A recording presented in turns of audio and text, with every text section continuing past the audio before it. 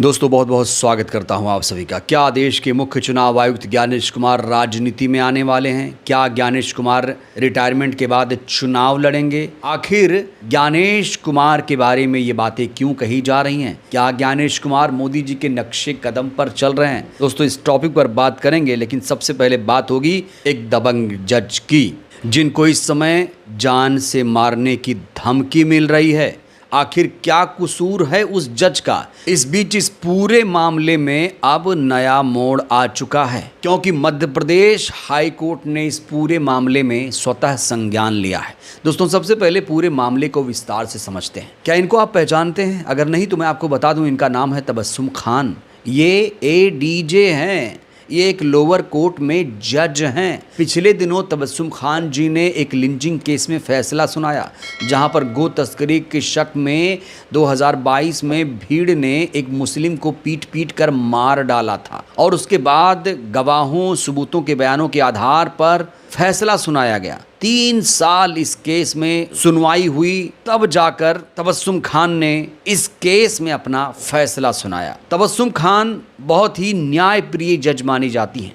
इस केस में उन्होंने जो फैसला सुनाया, उस फैसले की हर कोई सराहना कर रहा है, लेकिन एक खास वर्ग इस समय तबस्सुम खान को टारगेट कर रहा है। तबस्सुम खान का पुतला जलाया जा रहा है, तबस्सुम खान को जान से मारने की धमकी दी जा रही है, तबस्सुम खान के धर्म को इस समय टारगेट किया जा रहा है। कहा जा रहा है कि तबस्सुम खान एक विशेष धर्म से हैं, इसलिए उन्होंने ये सज़ा सुनाई है। बड़ा सवाल ये है, क्या अब जजों की जाति और धर्म भी देखा जाएगा? क्या अमृत काल में अब एक नया काल शुरू हो गया है, जहां पर जजों को टारगेट किया जाएगा? और अगर जजों को धमकाया जाएगा, डराया जाएगा, उन्हें जान से मारने की धमकी दी जाएगी, उनका पुतला फूंका जाएगा, तो फिर हमारे देश का लोकतंत्र कैसे मजबूत होगा?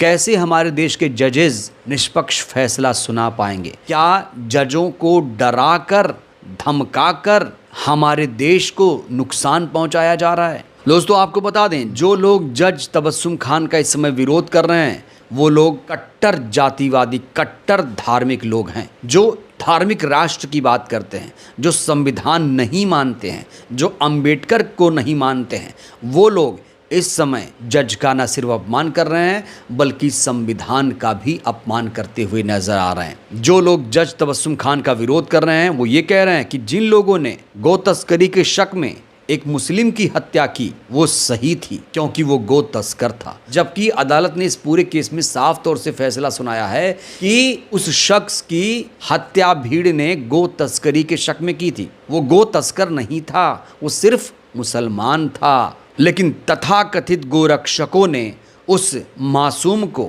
उस बेकसूर को पीट पीट कर मार डाला, जिसके बाद तबस्सुम खान जी ने ये फैसला सुनाया।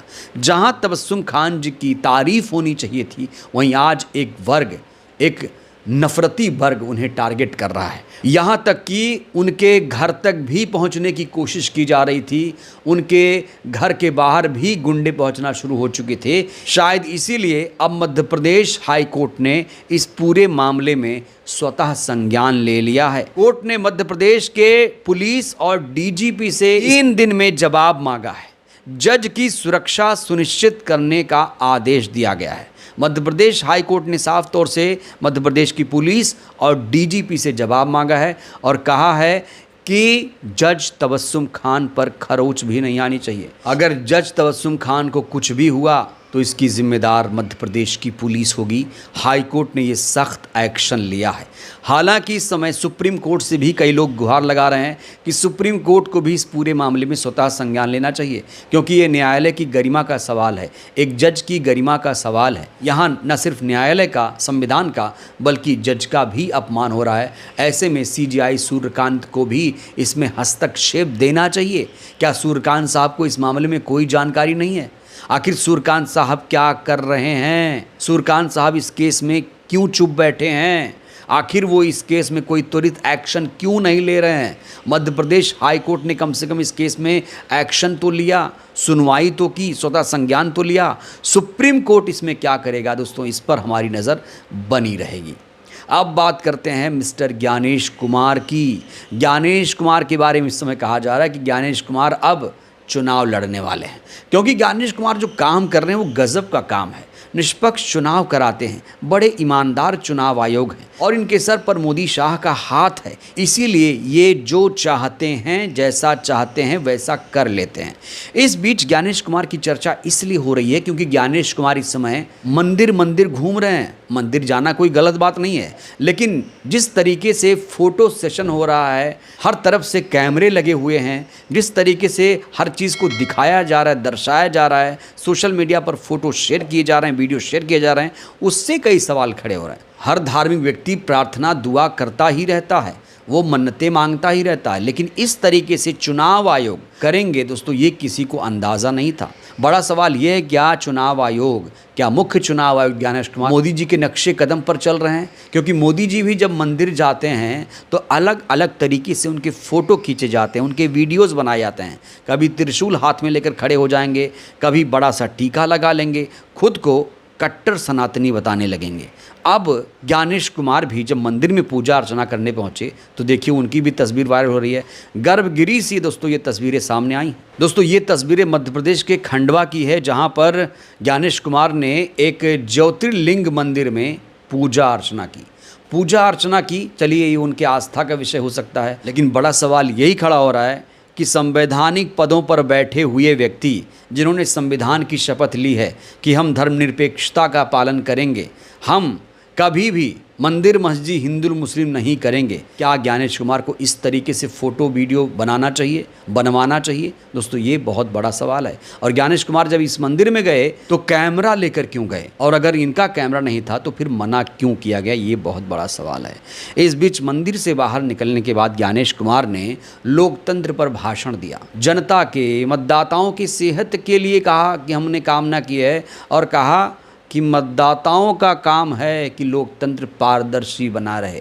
तो पारदर्शी लोकतंत्र कैसे बनेगा, जरा ज्ञानेश कुमार को सुनिए। कमलेश्वर महादेव के दर्शन का सौभाग्य मुझे और मेरी पत्नी अनुराधा को आज यहाँ प्राप्त हुआ।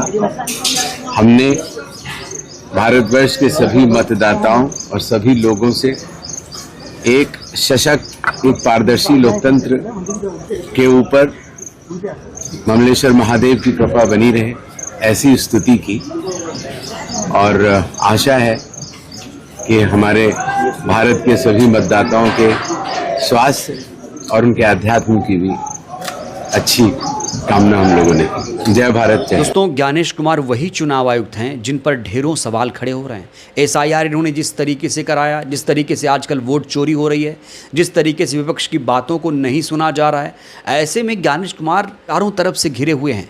ज्ञानेश कुमार पर विपक्ष को ज़रा भी भरोसा नहीं है और जनता को भी भरोसा नहीं हो रहा है, क्योंकि जनता कह रही है कि बैलेट से चुनाव होना चाहिए, ज्ञानेश कह रहे नहीं, मशीन से ही चुनाव होना चाहिए, क्योंकि सत्ताधारी पार्टी चाहती है कि चुनाव मशीन से होना चाहिए। इसीलिए ये भी कहते हैं कि बैलेट से नहीं, चुनाव मशीन से होना चाहिए। वहीं इस समय विपक्षी दलों ने, 23 दलों ने CGI सूर्यकांत को एक पत्र लिखा और कहा कि हमारे देश के लोकतंत्र को बचा लीजिए, अब आखिरी उम्मीद आपसे ही है, आप नहीं बचाएंगे तो हमारे देश का जो लोकतंत्र है वो पूरी तरीके से ख़त्म हो जाएगा। ख़ास तौर से जो चुनाव धांधलियाँ हो रही हैं, चुनाव में धांधली हो रही है, उसको लेकर एक मुद्दा उठाया गया है CGI के सामने। अब CGI इसको लेकर क्या संज्ञान लेंगे, CGI क्या इस पर एक्शन लेंगे, क्या वो बैलेट की पद्धति देश में बहाल करेंगे? दोस्तों ये भी बड़ा सवाल है। देखिए सच्चाई ये भी है कि विपक्ष ने जब भी CGI से गुहार लगाई या फिर इलेक्शन कमिश्नर से गुहार लगाई, कभी भी विपक्ष के गुहार को सुना नहीं गया। तो अब 23 दलों ने जिस तरीके से मिलकर CGI से गुहार लगाई है, क्या CGI उस पर कोई एक्शन लेंगे? ये बहुत बड़ा सवाल है। और सबसे बड़ा सवाल, ज्ञानेश कुमार कितने निष्पक्ष ईमानदार चुनाव आयुक्त हैं? आखिर जज को धमकी देने वाले, उनका पुतला फूंकने वाले, उन लोगों के खिलाफ क्या कुछ कार्रवाई होगी? क्या तबस्सुम खान केस में सुप्रीम कोर्ट भी संज्ञान लेगा? क्या दोषियों को सज़ा मिलेगी? दोस्तों इस पूरी खबर को लेकर आप लोग क्या सोचते हैं, राय दीजिएगा। बहुत बहुत धन्यवाद।